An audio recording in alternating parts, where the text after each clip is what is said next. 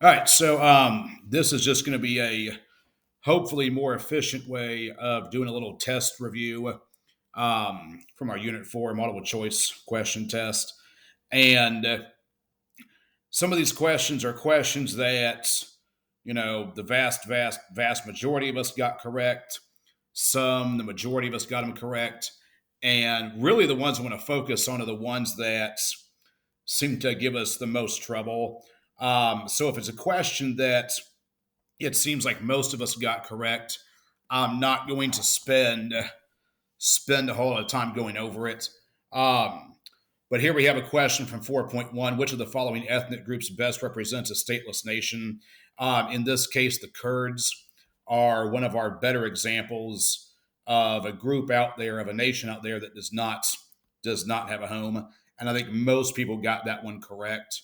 Um, Here we have a map um, of Native American Indian reservations. Says which of the following terms identifies the type of region shown in the dark gray shaded areas on the map. Remember, we talked about how Native American reservations have a certain level of autonomy, but again, remember they're still under the governance of the American federal government, so that makes them then therefore semi-autonomous. Um, Here's another map question that looks at um, the UK, Northern Ireland specifically. It says, based on the map, which of the following can be identified as a true statement about Northern Ireland?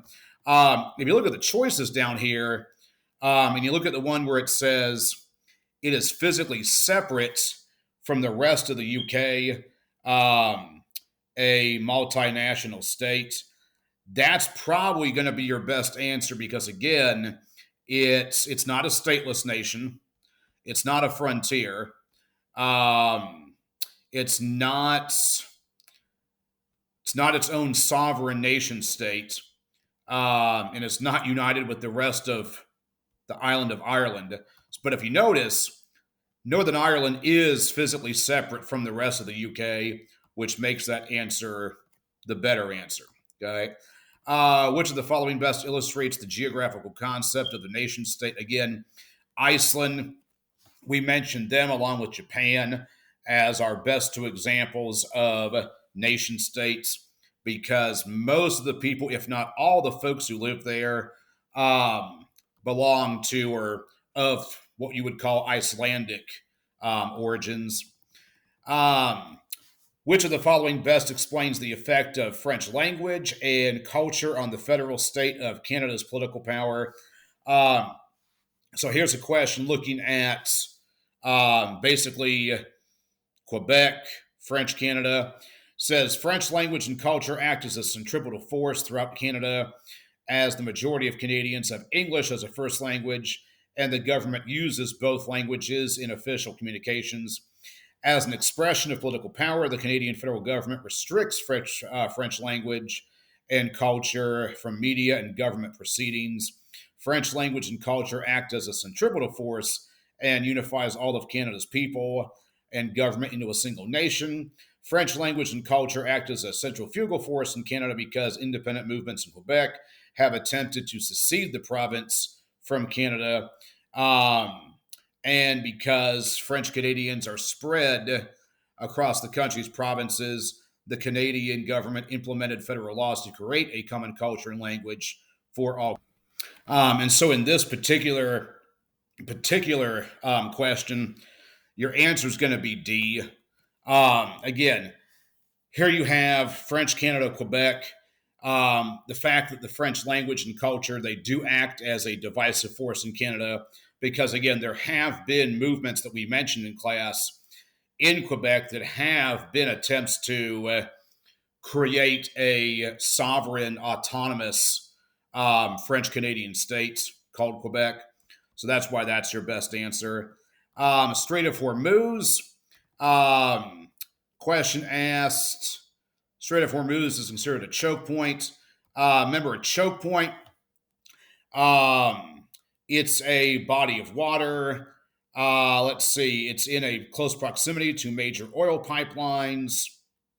It is very narrow and therefore vulnerable to blockade or attack. Remember, what makes choke points what they are is the fact that here you have this narrow body of water called the Strait of Hormuz, just like the Suez Canal, just like the Panama Canal.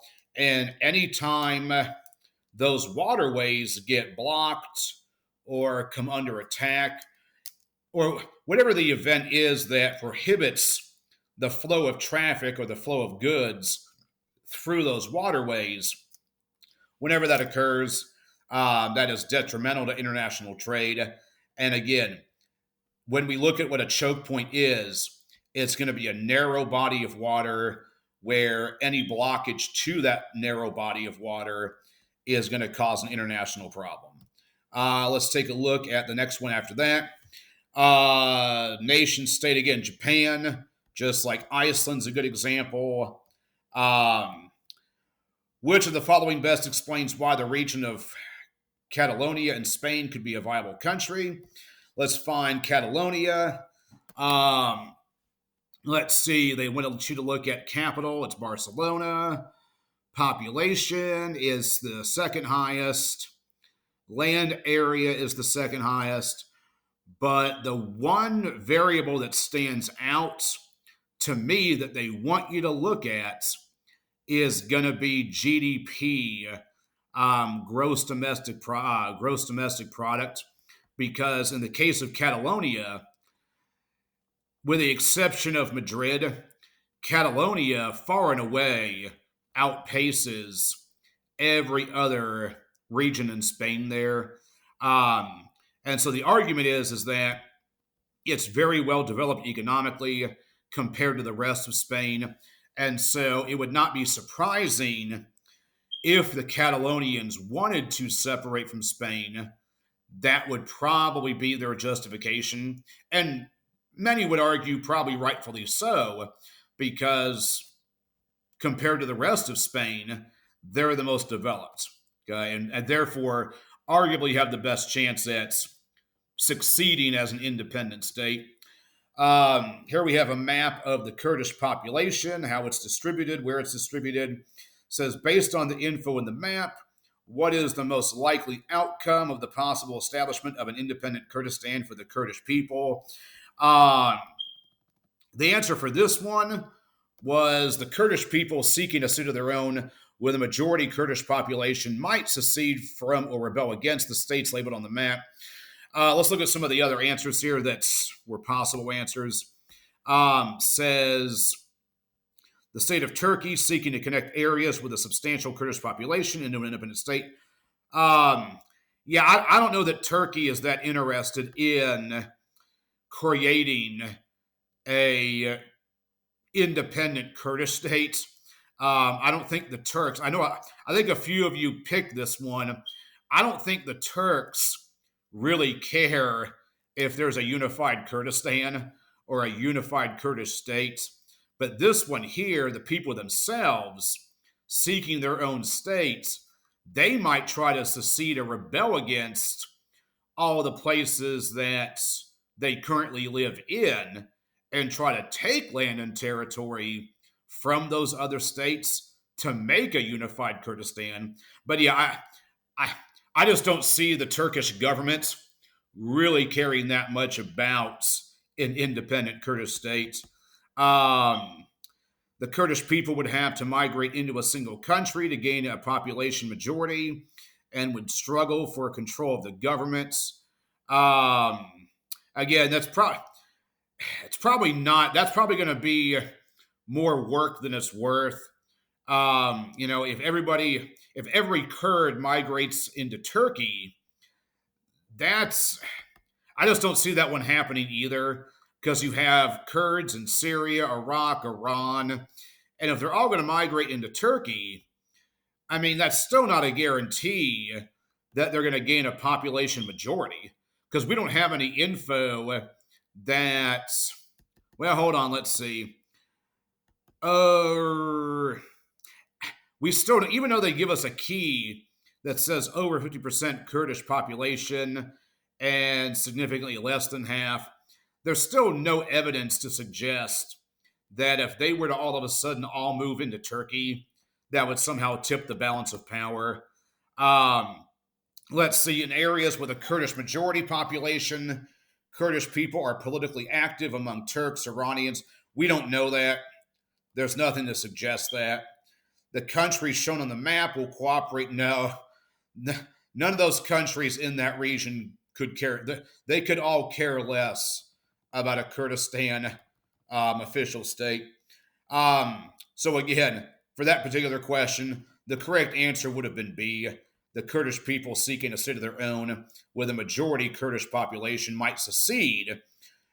In other words, what they're asking is which of those options is the most likely option? Which one's the easiest?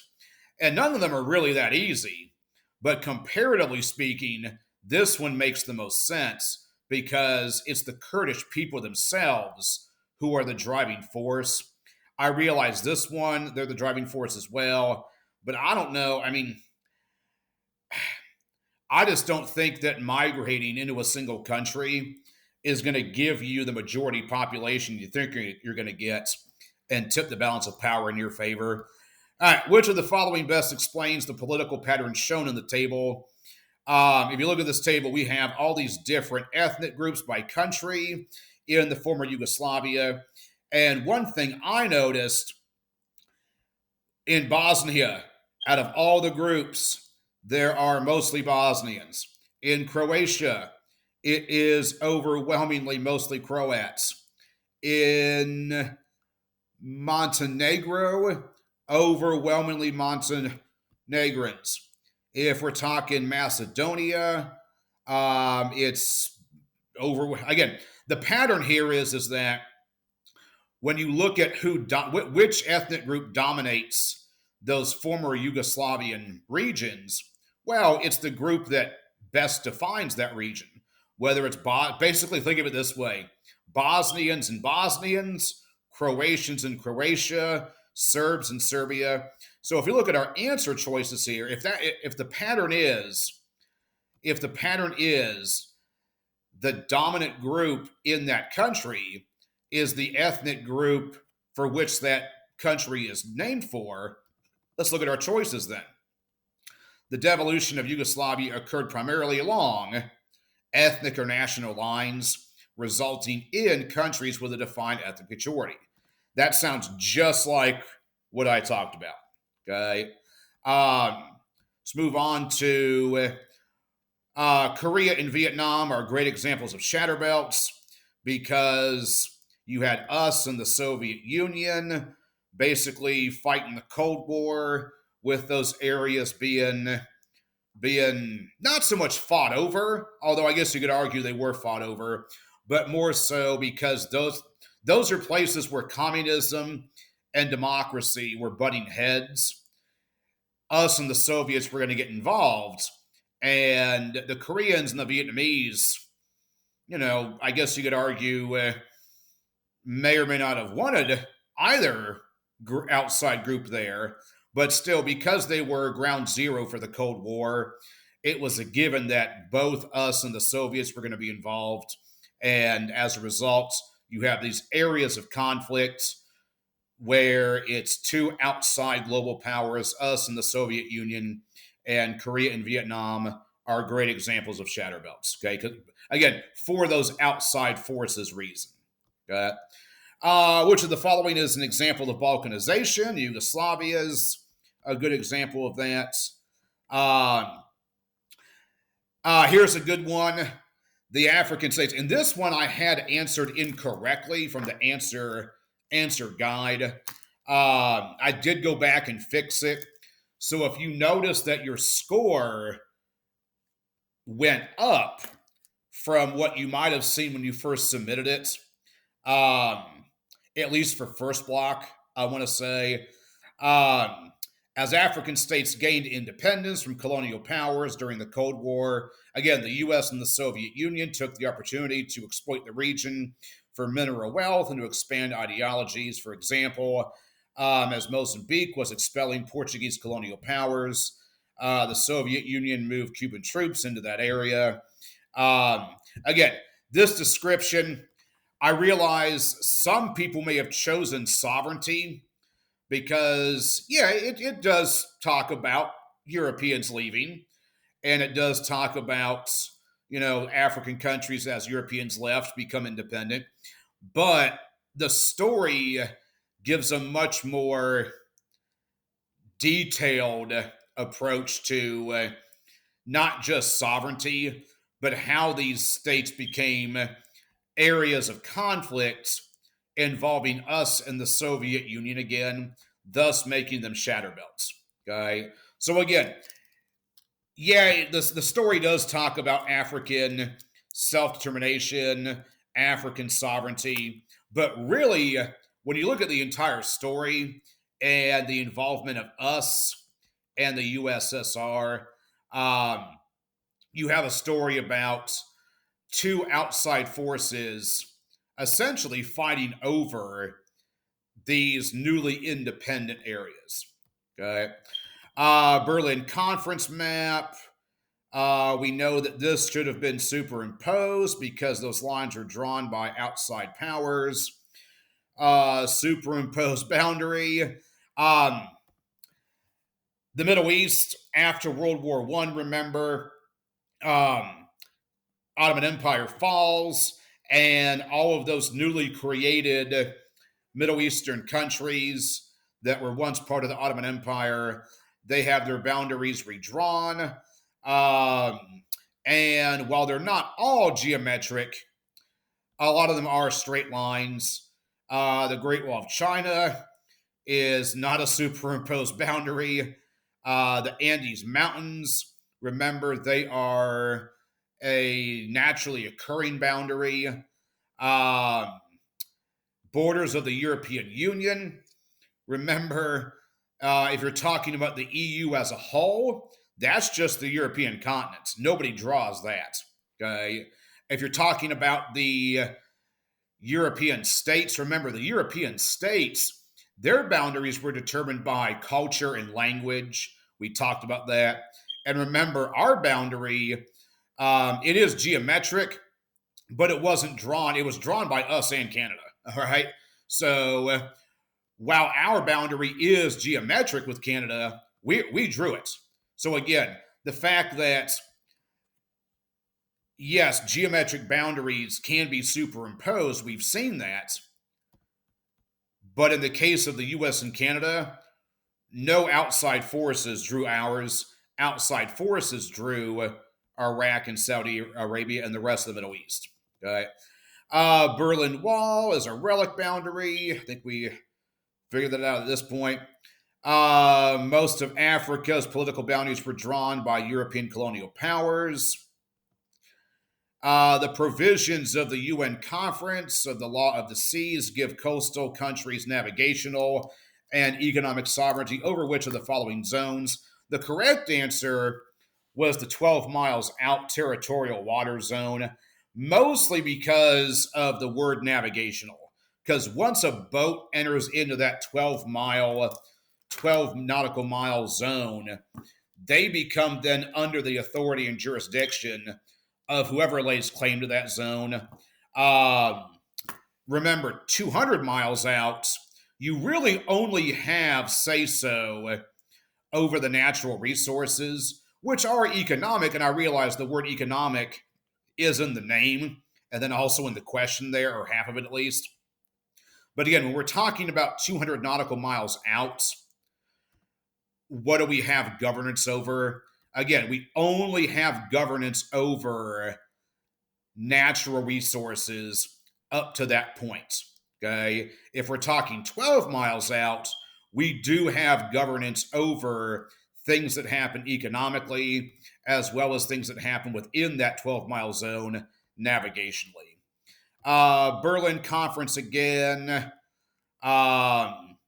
Which of the following boundary types best explains the influence of landscape on the political borders of the North African region? Let's see. Again, geometric, because again, straight lines that paid no attention and had no regard for physical features or tribal cultural differences.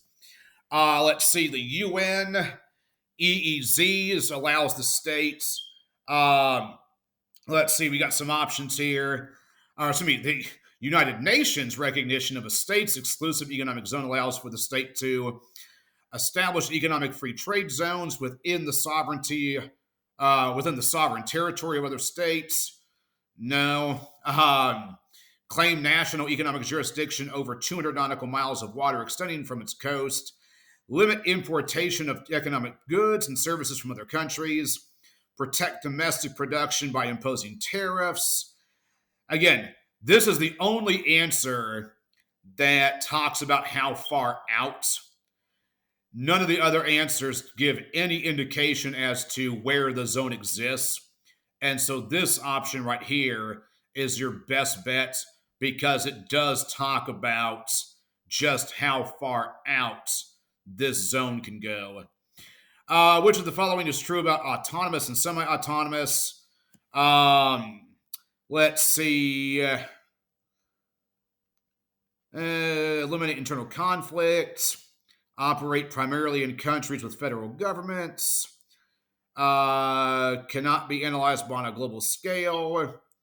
Here we go.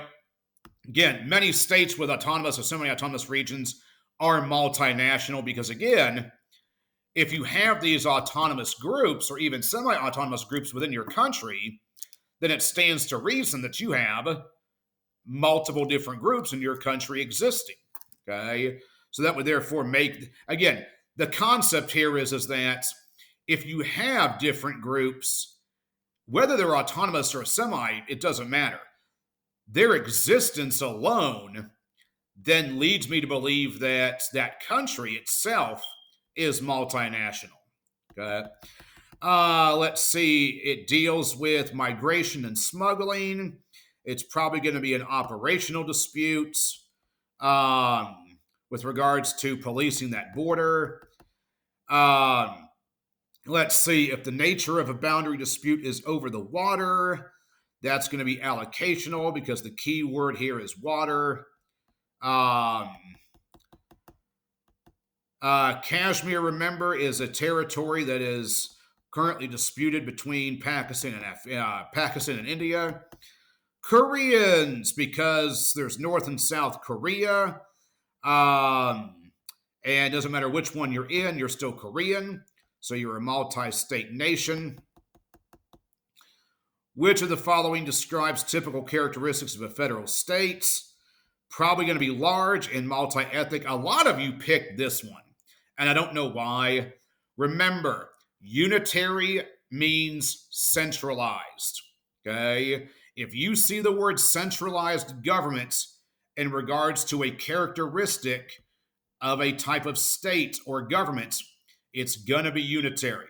Typically federal. Remember, we looked at that map that showed us that most of your federal countries around the world are big in terms of land, and a lot of them also have multiple ethnic groups like the United States. Okay. Unitary form of governance. There you go. Strong central government with no power given to the regions is a good answer. Based on the data in the table, which of the following is a possible impact of ethnic and religious diversity in Iraq? Let's see. We've got these different groups and their populations. Based on the data in the table, which of the following is a possible impact? Okay. Let's see. What could it lead to? Are they unifying forces? I don't think so. I don't know if it would facilitate democratization. Probably a better chance. Remember, anytime you have multiple groups and they're all competing for power, then you're going to experience devolution. Okay. In fact, you might experience devolution and then some kind of ethnic separatism. These are all supranational. That was easy, I hope. NAFTA, the U.S., it's about an open border for the free movement of labor and no tariffs. Let's see, some of the other issues. We don't We don't have a single currency. Um, it's not designed to eliminate drug trafficking. Um, a protectionist coalition that denies trade? No. So again, we've got a trade zone that is multinational, and the whole idea is to eliminate tariffs. It is. This one could be confusing. I would not call it an open border. All right. I would not call it an open border. We know that it's not an open border between us and Mexico. I would not call it an open border. The free movement of labor. No, again, we still don't allow. Again, A is wrong because it's not an open border, and labor just can't move back and forth. It is, however, NAFTA is, however, a multinational trade zone in which most tariffs have been eliminated. Which of the following supranational organization for economic integration?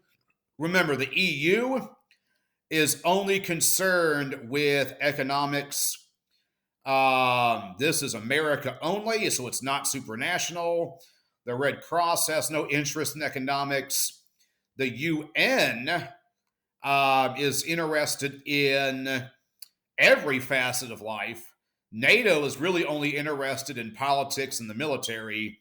So the EU is your best answer there when it comes to economic growth.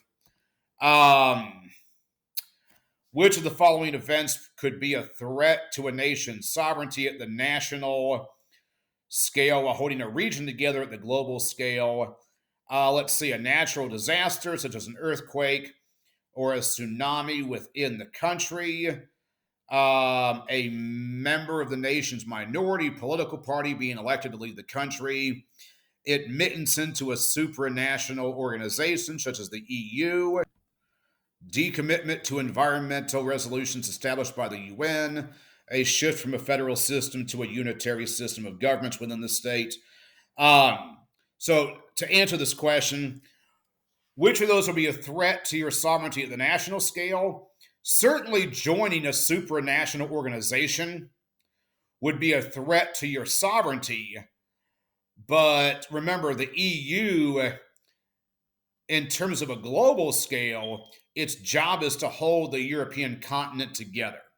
So again, by joining the EU, you're going to give up some of your country's sovereignty at a national level, but it is going to help hold the continent together. Okay? Which of the following correctly compares the impact of centripetal forces at the local scale with the impact of centripetal forces at the national scale? Let's see. Centripetal forces may cause uneven development at the local scale, but not at the national scale. Centripetal forces at both the local and national scale may lead to increased cultural cohesion. Centripetal forces may lead to stateless nations at the national scale, but not the local. Centripetal forces may result in nationalism at the local scale, but not the national scale. And centripetal forces at both the local and national scale may lead to failed states. Here we have, remember, centripetal means unifying. These last three are not the last two are not necessarily unifying, because a failed state, that would be the result of centrifugal. Nationalism not being at the national level, no, that'd be centrifugal. Centripetal forces may lead to stateless nations. No, I mean, that's negative too. That'd be more centrifugal. So A and B, if we're talking about centripetal forces may cause uneven development at the local scale, but not at the national scale. Again, here we have A, C, D, and E are all negative. B is the only one that's positive. And remember, centripetal forces are unifying. So we got to presume that it's got to be something positive going on here, like increased cultural cohesion. Remember, the word cohesion means coming together, togetherness. Okay. The UN Law of the Seas, prevent global conflicts related to maritime boundaries. Berlin Conference, creation of superimposed geometric boundaries. Here were two vocab words that we did not talk about in class, but still they were part of your vocab nonetheless.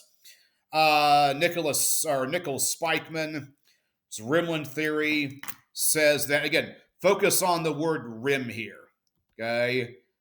Focus on the word rim or rimland.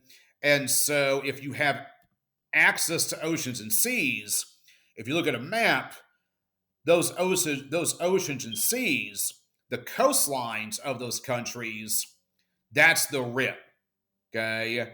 And so rimland theory, again, looks at this idea that world dominance, those countries who are pursuing world dominance, or those countries who are in the best position for global superiority, are those that have access to oceans and seas, okay?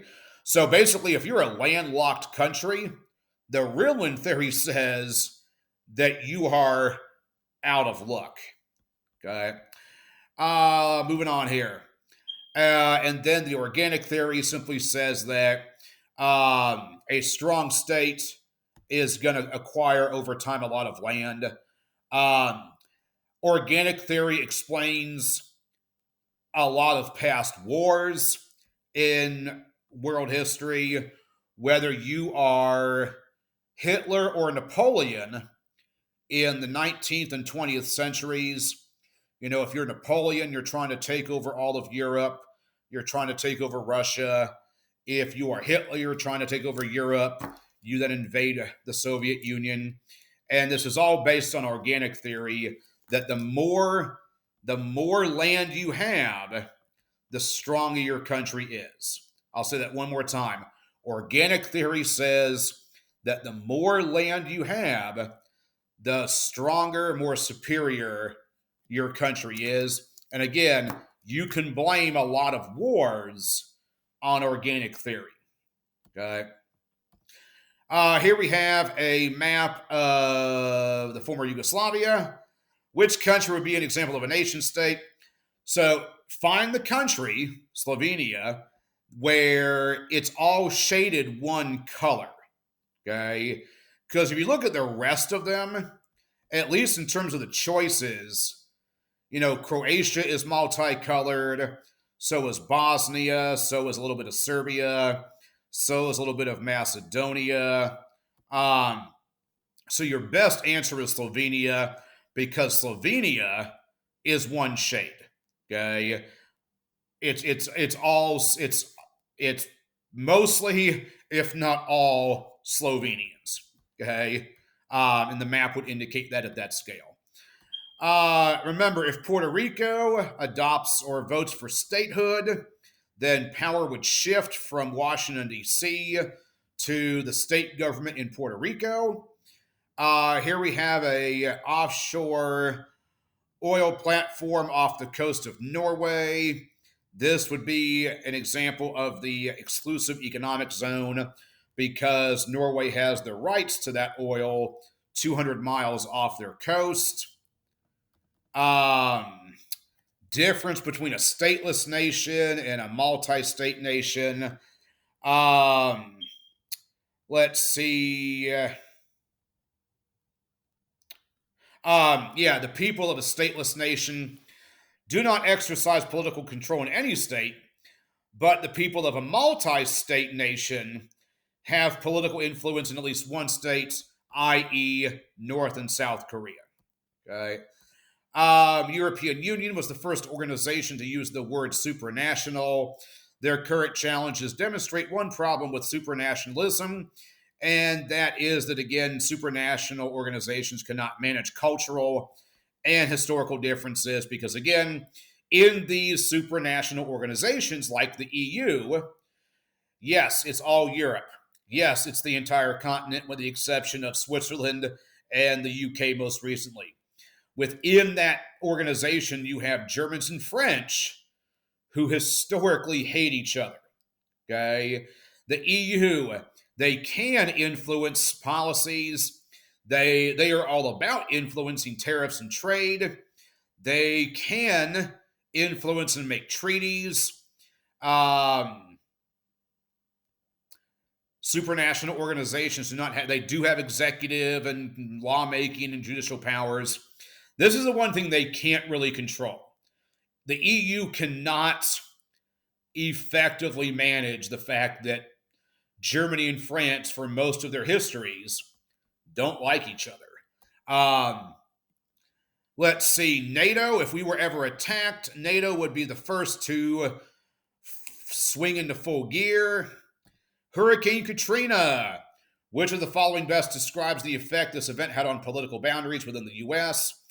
Well, when that hurricane occurred back in, I think it was September 2005, maybe even late August, sometime around Labor Day 2005, the hurricane occurs, causes billions of dollars in damage. People are homeless now. And as a result, all these people left Louisiana.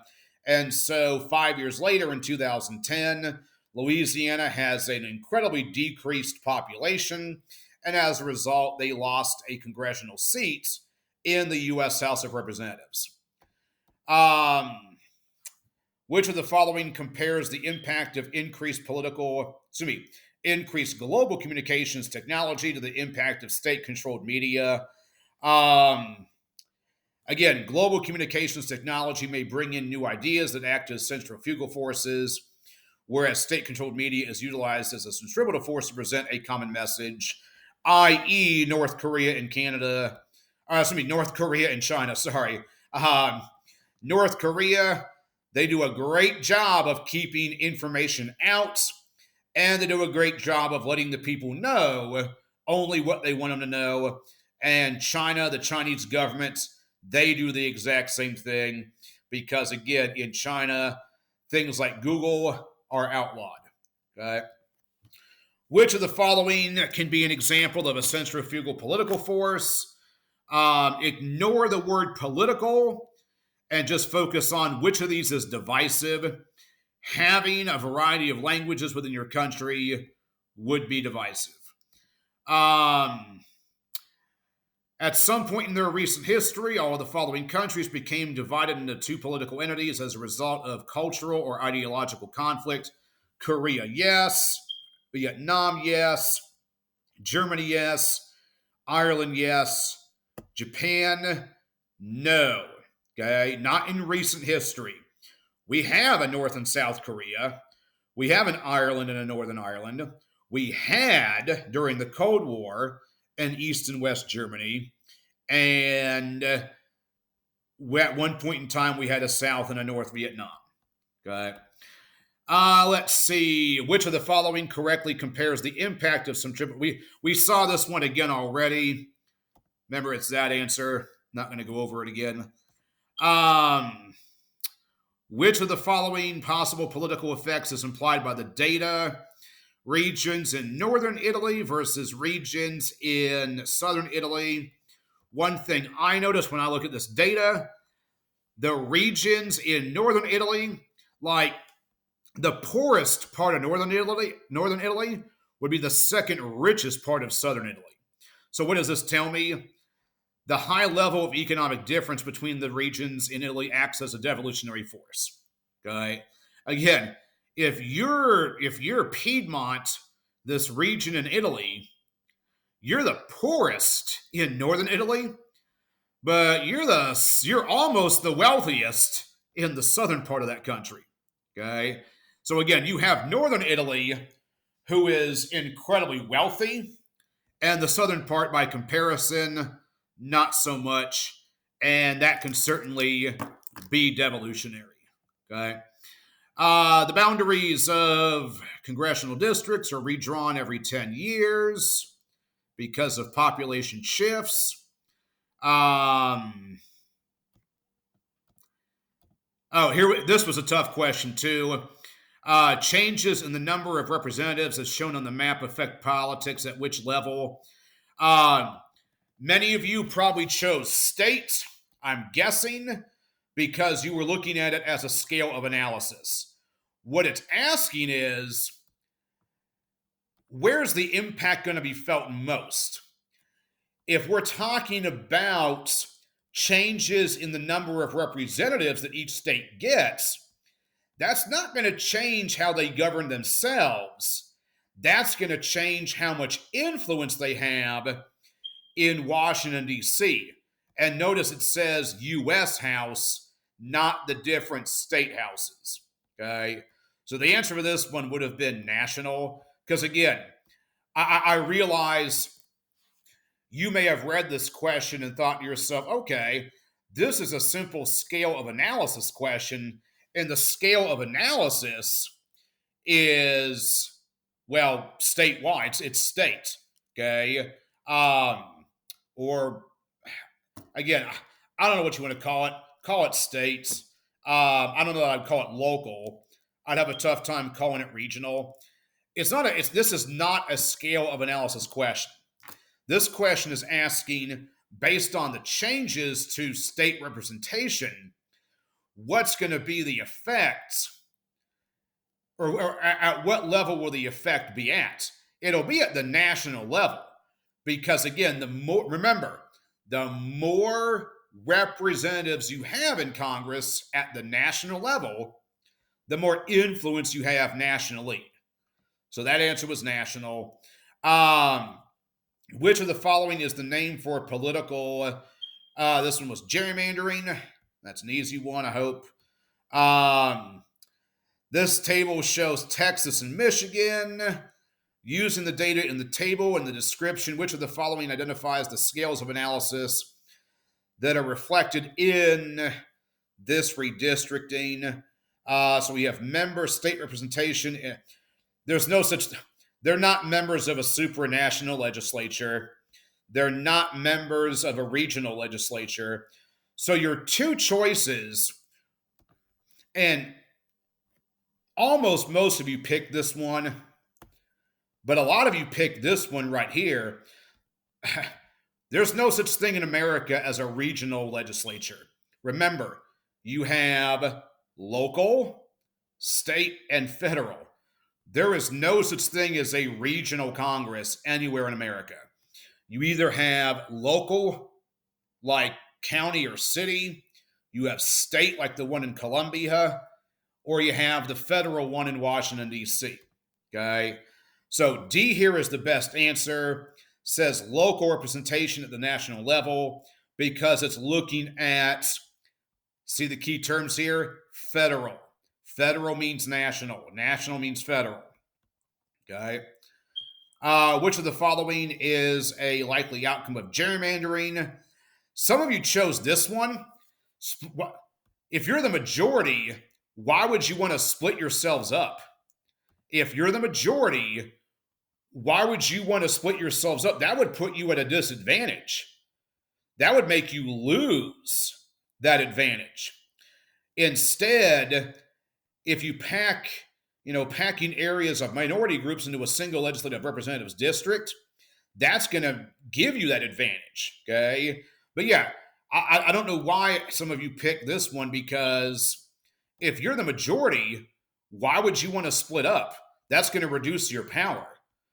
But if you can pack a bunch of minority group voters into a single legislative representatives district, that's going to give you that advantage. Okay. Again, read what it's saying there. Splitting a majority, that's not going to help you. Okay. Moving on. Here we have a supranational organization that we did not talk about, but that's okay, because as long as you know the concept, as I told one student, you don't have to know every detail. Just know the concept. And this organizational scale for Economic Community of West African States, ECOWAS, here you have all these different states combined. It's not global. It's not national. It's not state or local.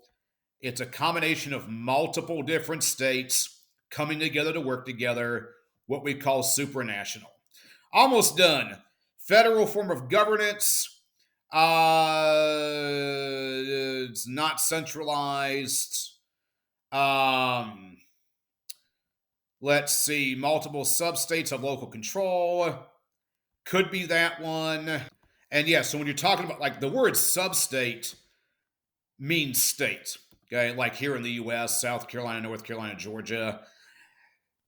Federal form of governance, you're going to have multiple states like the 50 here in this country who have local control, are unified to pursue common goals at the national level, just like here in the US.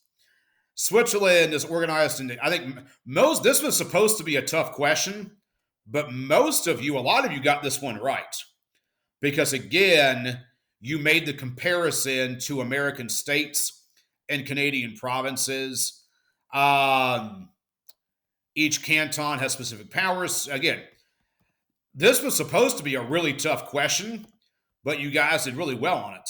Proud of you.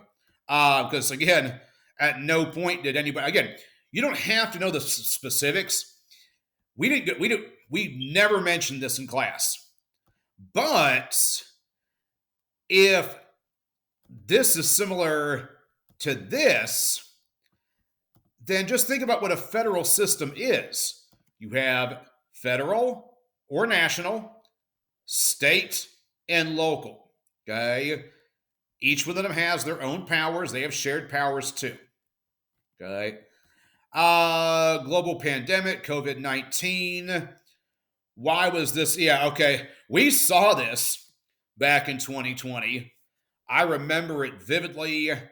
I'm not sure if you do or not, but remember,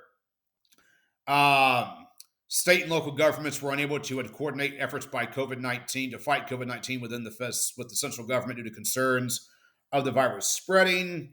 The virus disproportionately affect people of color. No. The top one. Remember, it's difficult to come up with a national policy because power is shared between the central government and the subnational state governments, making it more challenging to come up with. You guys saw this back in 2020. California did their own thing. Florida did their own thing. And South Carolina did our thing. Okay? That's one of the problems with a federal system of government. Which of the following is South Africa's former, that's apartheid. We saw that in the video we watched. Spain and Canada and devolution. Remember, the Catalonians, it's because they make more money than anybody else. The French Canadians, it's because they speak en français. So economic aspect to the Catalan independence movement, while the Quebecois focus mainly on cultural differences. And there you go. Okay. All right. So again, that is a breakdown of every single question from Unit 4's test, what the answers were, and more importantly, not just what they were, but why they were those. Okay. Hope you enjoyed that. Hope that was helpful. If nothing else, it'll get you 10 bonus points added onto your Unit 4 test. Okay.